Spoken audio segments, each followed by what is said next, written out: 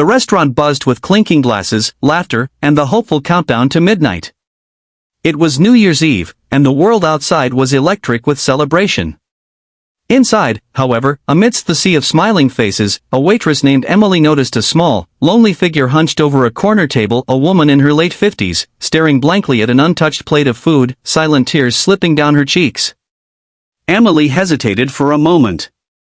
Her shift was supposed to end soon, her family was waiting for her at home with a warm meal, balloons, and a seat saved just for her at the dinner table.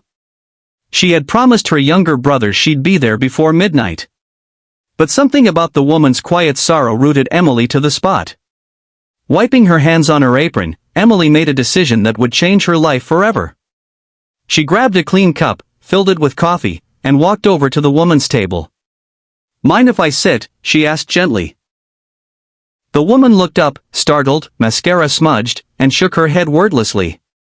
Emily slid into the seat across from her, offering a small, kind smile. "My name's Emily. I'm supposed to be off work, but it looks like you could use some company more than I could use a New Year's dinner." For a moment, there was only silence, broken by the muted sounds of celebration around them. Then, slowly, the woman began to speak. Her name was Linda. It was the first New Year's Eve she was spending alone in over 30 years. Her husband, her best friend, had passed away 3 months earlier after a brutal battle with cancer. Tonight, she said, was supposed to be their special night, the one tradition they never missed. She had tried to brave the evening alone, thinking a public place might dull the ache.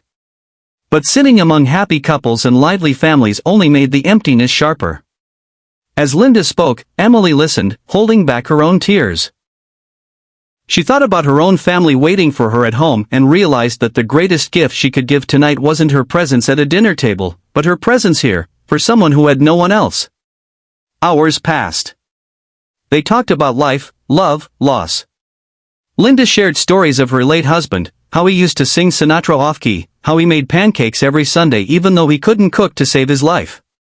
Emily, in turn, shared bits of her own life, the struggles of working 2 jobs to help her mother with bills, the dream she had once harbored of going to college for social work but had set aside to help her family survive.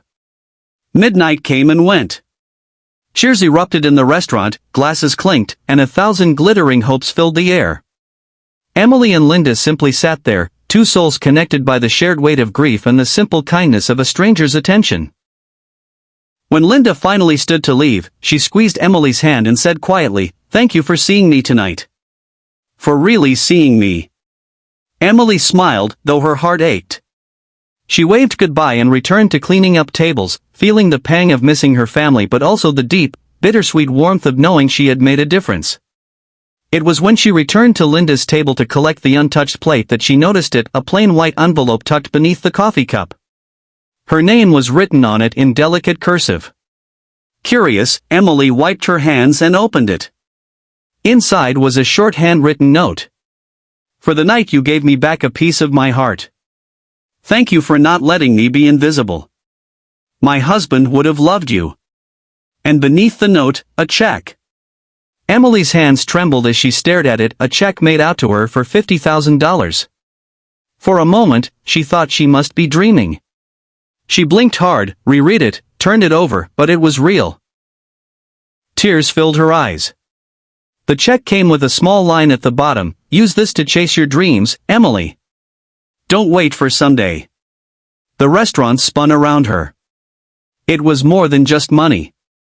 It was a new beginning. It was the door she thought had closed long ago swinging wide open. That night, when Emily finally made it home, she didn't bring regrets, she brought a story. A story of how sometimes the greatest blessings come disguised in sorrow, how the simple act of kindness to a stranger can change the course of your own life. Months later, Emily enrolled in college, pursuing her dream of becoming a social worker. She often thought of Linda and the husband who must have loved kindness so deeply that his legacy lived on through one grieving widow and a waitress who chose compassion over convenience. The message Emily learned that night echoed forever in her heart. Sometimes, the most important celebrations happen not with fireworks and music, but in the quiet, sacred moments when 2 hearts meet and heal each other.